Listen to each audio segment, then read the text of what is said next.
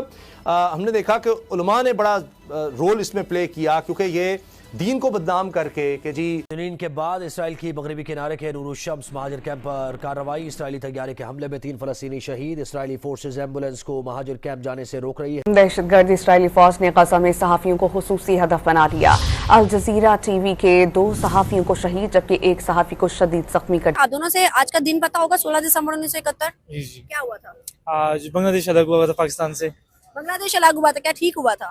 نہیں، بالکل غلط ہوا تھا۔ یہ کہ ہم تو اسلام کے پیروکار ہیں بظاہر، کہ ہم تو جہاد پر نکلے ہوئے ہیں، اور اس میں پیغام پاکستان کے ذریعے 1800 علماء دین نے دستخط بھی اس پر کیے۔ چیف بہت پہلے کہہ چکے ہیں کہ ہم نے دہشت گردوں کو ان کے گھر جا کے تو پکڑنا ہے اور مارنا ہے۔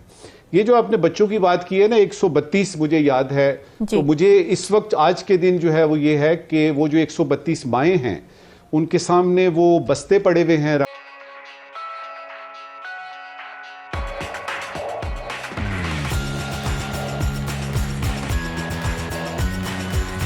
تو کیا وجہ ہے کہ اس کے باوجود یہ اپنا کوئی پروپیگنڈا جاری رکھتے ہیں، اس طرح کی سٹیٹمنٹس دیتے ہیں، باقاعدہ ایسے جیسے کوئی پریس ریلیز جاری کر رہے ہوں، اس میں بتا رہے ہوتے ہیں کہ جی ہم تو یہ خدا نخواستہ توبہ نعوذ باللہ دین پر عمل کرتے ہوئے یہ حملے کر رہے ہیں؟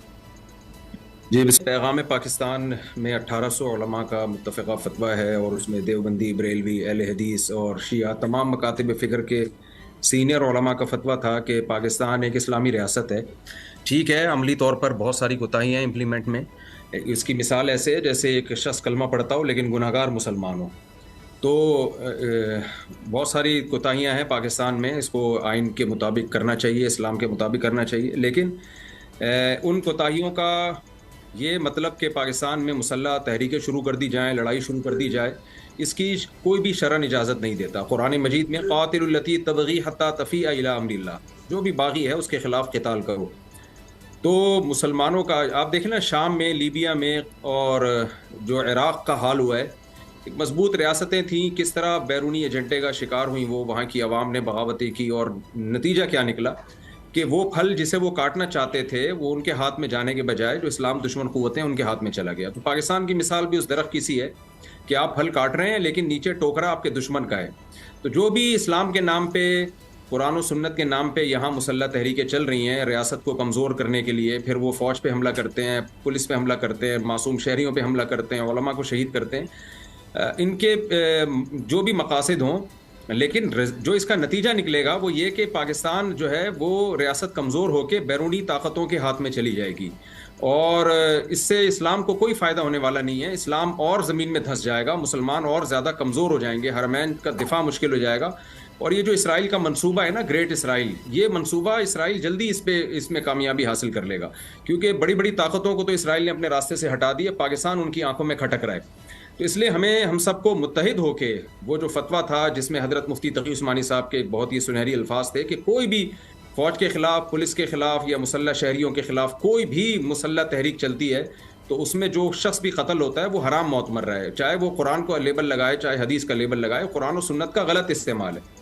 مسلمانوں کا اتحاد اور اسلامی ممالک کی حفاظت اس وقت ہماری اولین ترجیح ہونی چاہیے۔ فوج سے کسی کو بیسیوں اختلافات ہوں، لیکن ابھی جو فوج پہ حملے ہو رہے ہیں یا پولیس پہ حملے ہو رہے ہیں، یہ حملے فوج پہ نہیں ہو رہے، ریاست پہ حملے ہو رہے ہیں۔ لوگ اس بات کو سمجھنے کی کوشش کریں کہ اس سے اسٹیٹ کمزور ہوگی، ہم سب کمزور ہو جائیں گے، اس سے ہم سب غیر محفوظ ہو جائیں گے، اور جو اسلام دشمن قوتیں ہیں وہ متحرک ہو جائیں گی، اور وہی لوٹ مار، خون خرابہ اور خون ریزی شروع ہو جائے گی جو دیگر اسلامی ملکوں میں ہم اپنی آنکھوں سے دیکھ چکے ہیں۔ اس لیے ہم سب کو متحد ہو کے ان تحریکوں کے خلاف آواز اٹھانی چاہیے اور اپنے ملک کو بچانے کی ہمیں کوشش، جو کہ ان کے بچے لے کے جایا کرتے تھے، اور وہ جو والد صاحب ہیں، ابا جان جو ہیں، بابا ہیں، وہ ہر سالگرہ پہ یہ سوچتے ہوں گے کہ آج میرا بیٹا، آج میری بیٹی وہ اتنے سال کا ہو جاتا، اتنے سال کی ہو جاتی۔ یہ دکھ تو بانٹا نہیں جا سکتا، لیکن جو اچھی بات ہے وہ یہ ہے کہ ان سارے ماں باپ کے حوصلے بڑے بلند ہیں۔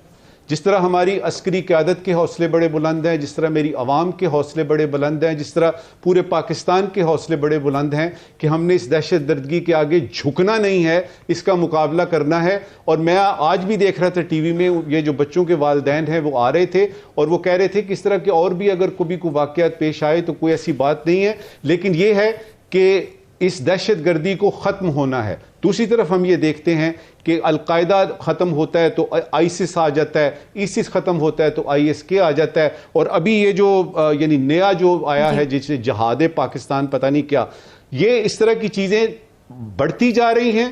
دوسری طرف ہماری کوشش سے بڑھتی جا رہی ہیں.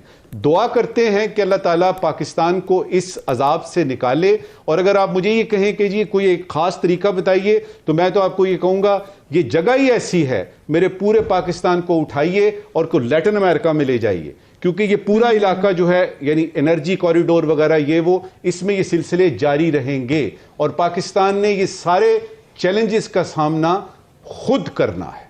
بالکل ٹھیک ہے. راؤ خالد صاحب، آپ کو کیا لگتا ہے دہشت گردی اس وقت کتنا بڑا چیلنج بنا ہوا ہے سیکیورٹی فورسز کے لیے، اور فیول کیا چیز کرتی ہے ان تمام تر واقعات کو؟ سب سے بڑا محرک کہہ سکتے ہیں کیا ہے؟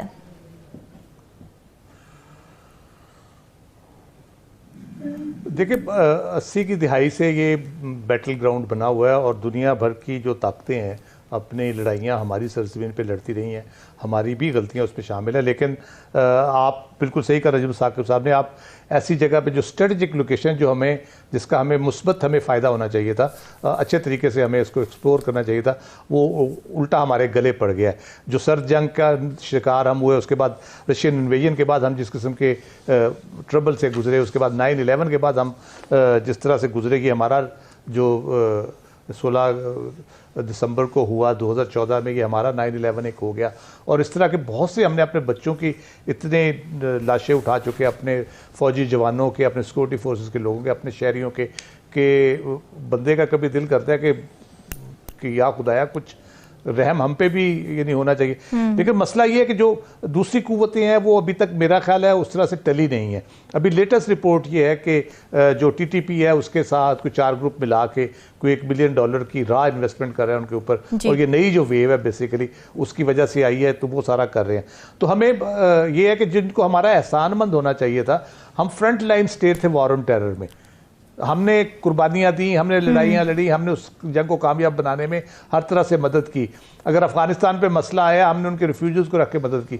ہمارے ساتھ انٹرنیشنل کمیونٹی اور خصوصاً افغانستان ہمارا پڑوسی وہ کیا کر رہا ہے؟ ہم احسان کا بدلہ نہیں مانگ رہے، ہم یہ کہہ رہے ہیں کہ آپ نے اچیو کر لیا مقصد، آپ کے ہاں سے فوجیں نکل گئیں، اب خدایا آپ پرامن طریقے سے رہنے کی کوشش کریں. آپ کے ساتھ جن لوگوں نے ساتھ دیا ان کو بھی سمجھائیں کہ وہ بھی پرامن رہیں، کہ آپ نے اس جگہ پہ رہنا ہے تو اس طرح تو نہیں آپ رہ سکتے کہ آپ ہر چوتھے دن کہیں دھماکہ کر دیں، کہیں خود کش حملہ کر دیں. اچھا، اگر بنگلہ دیش کی حالت آج دیکھ کے کہیں تو کیا ان کے لیے صحیح ہوا تھا کہ غلط ہوا تھا؟ آئی تھنک ان کے لیے غلط ہی ہوا تھا. نہیں ان کے لیے ٹھیک ہوا تھا، ان کے لیے ٹھیک ان کے لیے ٹھیک ہوا، کیونکہ ان کی کرنسی ہمارے پاکستان سے زیادہ اوپر چلی گئی ہے، ہم سے زیادہ ترقی کر گئے ہم لوگ سے وہ لوگ. صحیح بات ہے، تو ان کے لیے تو صحیح ہوا تھا، ان کے لیے ٹھیک ہوا. ہم نے پاکستان سے علیحدگی لی اور ہم بھارت کے ساتھ آج بہت خوش ہیں. کیا سمجھتے ہو کہ انہوں نے بھارت سے اخلاق کیوں کیا؟ کیا وجوہات؟ کیونکہ ایک تو پاکستان کے جو جنرل تھے ان کے ساتھ زیادتی کر رہے تھے وہ لوگ. زیادتی تھی کہ ان کو حقوق پورے نہیں ملے تھے. ادھر پہ نعرہ لگایا گیا تھا کہ ادھر تم ادھر ہم ادھر تم، تو اس وجہ سے ایک تو ان کے حقوق بھی پورے نہیں تھے، پھر انہوں نے نا انڈیا نے ہیلپ کی اس کی، تاکہ اس کو ڈویژن ہوئی ہے، تو اس وجہ سے وہ ابھی کامیاب بھی ہم سے زیادہ، اس وجہ سے وہ انڈیا کا ساتھ دیتے ہیں. صحیح بات ہے. 1971 میں ہماری فوج ان کے پاس ہی، پتہ ہے کتنی فوج تھی ہماری ان کے پاس؟ نہیں، اس کا آئیڈیا نہیں ہے. 93,000 فوج ہماری ان کے پاس سرنڈر تھی. ہم نے سرنڈر کیا تھا کہ ہمیں دے دو. کیا تھا، ہم پسٹل رکھے آئے تھے ہمارے جنرل صاحب وہاں جا کے، تو یہ مجھے آئیڈیا ہے. تو مطلب کتنا ہمارے ساتھ اس ٹائم پہ برا ہوا تھا، لیکن آج بھی اگر ہم دیکھیں تو ہمیں تاریخ نہیں پتا، ہمارے اسٹوڈنٹس کو تاریخ نہیں پتا کہ ہوا کیا تھا ہمارے ساتھ. آج بھی ہم کہتے ہیں ہم جنگیں جیتے ہوئے ہیں، ہم نے ہسٹری بتائی نہیں ہے کہ ہمارے ساتھ ہوا کیا تھا. کیوں ایسے ہی ہے؟ کیونکہ ایک تو ہمارے اسکولس کا نظام اس طرح کا نہیں ہے. ہمارے کوئی ہسٹری والے ٹیچرز ہوتے ہیں ان کو خود کو ہسٹری کا پتہ نہیں ہوتا آج کل، اور یہ کہ بچوں کو پراپر نظام نہیں اس طرح کا کہ ان کو پڑھائی جائے یہ ساری چیزیں.